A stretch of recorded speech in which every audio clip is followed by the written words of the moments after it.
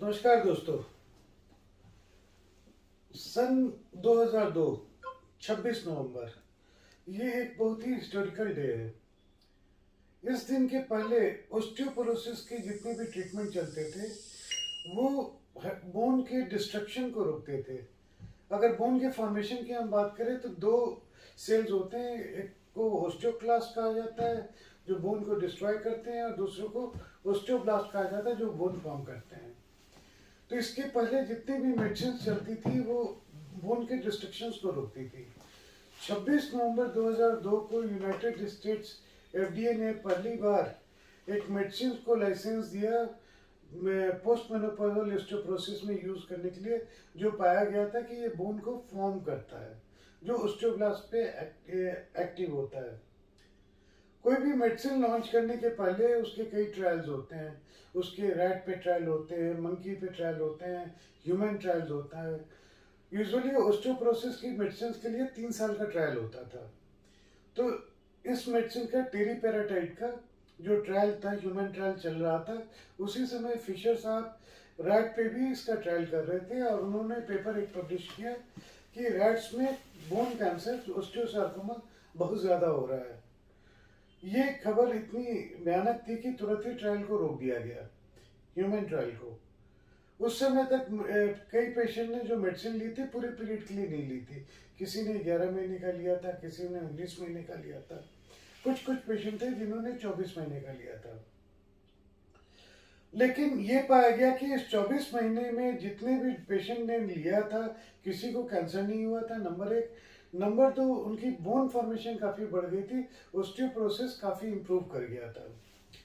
तो इसकी वजह से 26 नवंबर 2002 को यूनाइटेड स्टेट्स एफडीए ने ये मेडिसिन टेरीपेराटाइड को अप्रूव किया पोस्ट मेनोपॉजल ऑस्टियोपोरोसिस के लिए।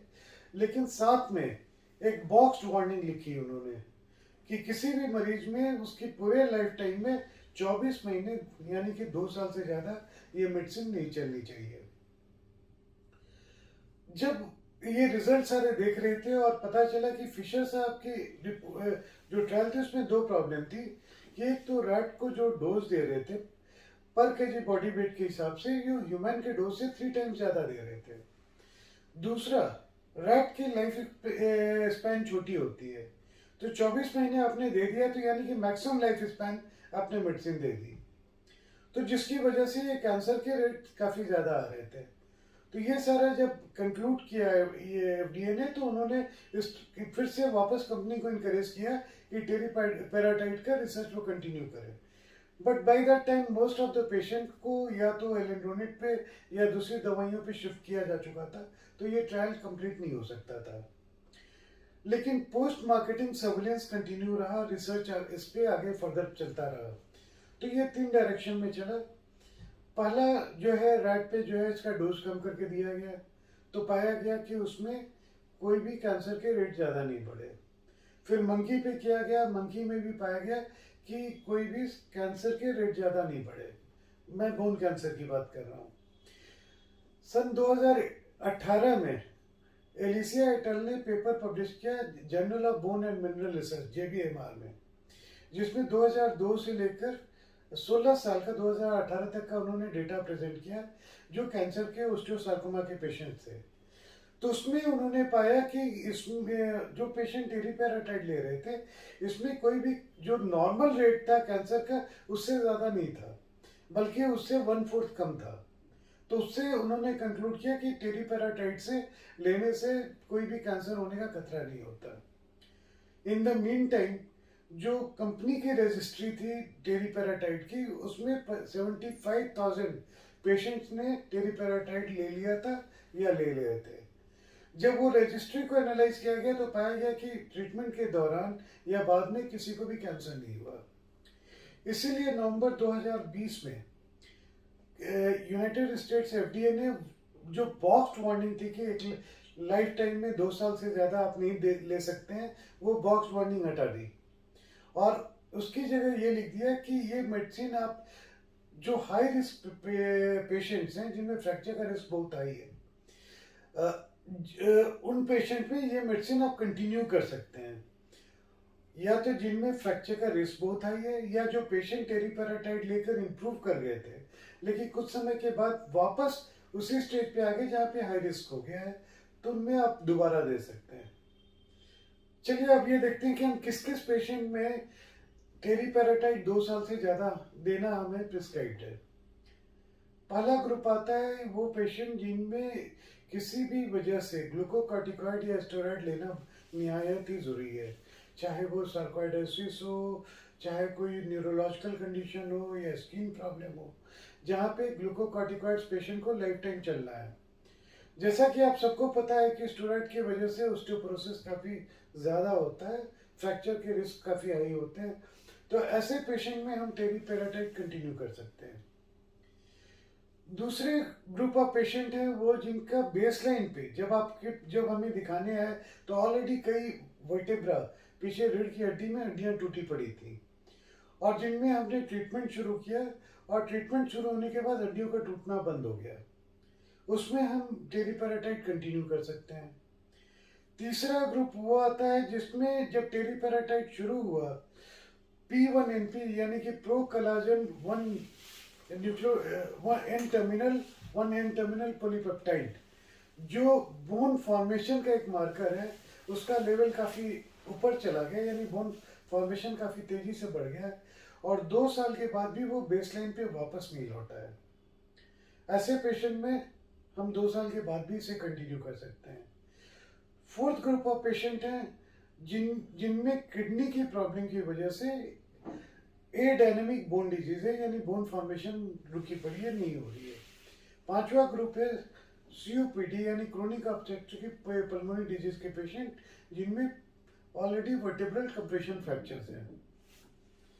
अगर हम P1NP की बात करते हैं तो P1NP यानी procollagen 1 N terminal polypeptide, ये एक मार्कर होता है जब बॉडी बोन फॉर्मेशन शुरू करती है तो ये ब्लड में ज़्यादा होना शुरू होता है। यूजुअली जब ये बेसलाइन से ऊपर आता है 10 माइक्रोग्राम पर लीटर से ज़्यादा अगर आता है तो हम टेरिपेराटाइड को कंटिन्यू रखना चाहिए, तब तक हमें कंटिन्यू रखना चाहिए जब ये बेसलाइन पे वापस नीचे नहीं आ जाए।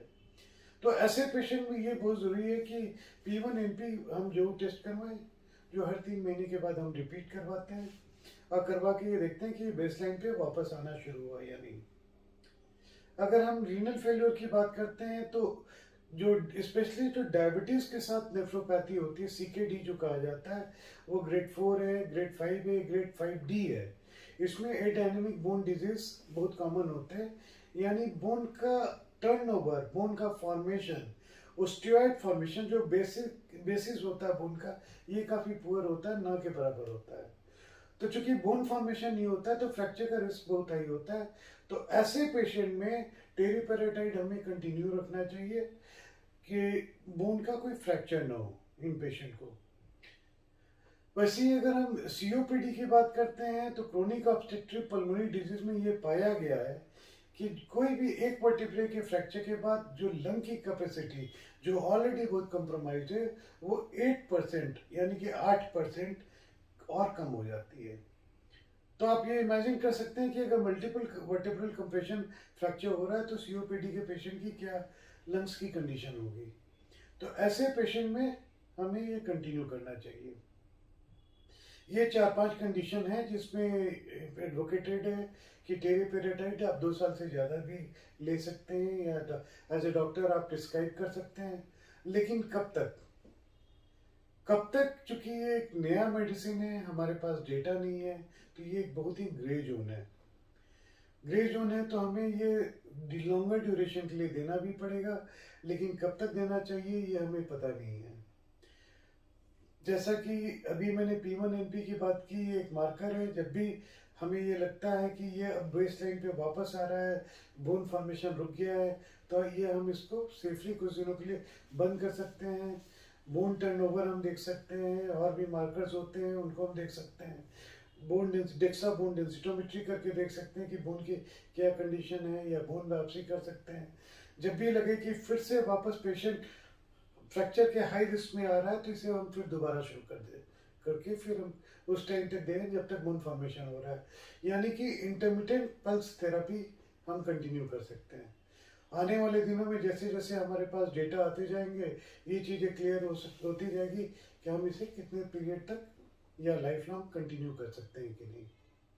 ये टेरिपेराटाइड एक बून है उन पेशेंट के लिए जिनमें मल्टीपल फ्रैक्चर्स होते हैं, जो हाई रिस्क जोन में है ड्यू टू रीनल प्रॉब्लम या ड्यू टू स्टेरॉयड इंटेक या पोस्ट मेनोपॉजल ऑस्टियोपोरोटिक पेशेंट्स। तो वैसे पेशेंट्स में ये हमें कंटिन्यू रखना चाहिए। आज के लिए बस इतना ही। नमस्कार।